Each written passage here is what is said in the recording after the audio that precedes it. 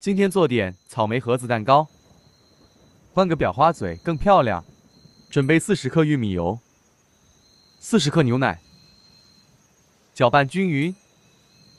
准备4个鸡蛋，蛋清、蛋黄分离，蛋黄放入牛奶壶中，打发至冒大泡。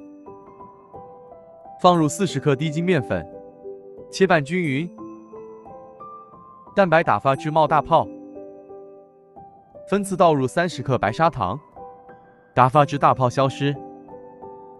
倒入白砂糖，打发至细腻，再放入白砂糖，打发至有弯钩就可以了。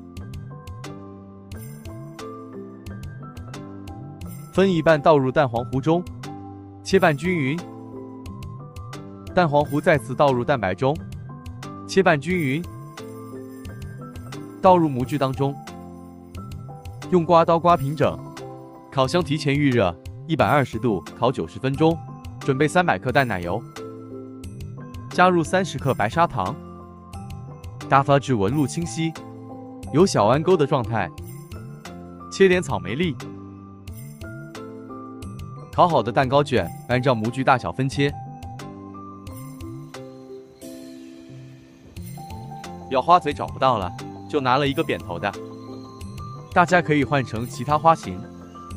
一层奶油，一层水果铺均匀，再抹一层草莓酱，最后挤一层奶油，装饰几颗草莓就完成了。撒点糖粉更好吃。做好以后冰箱冷藏1小时，快试试吧。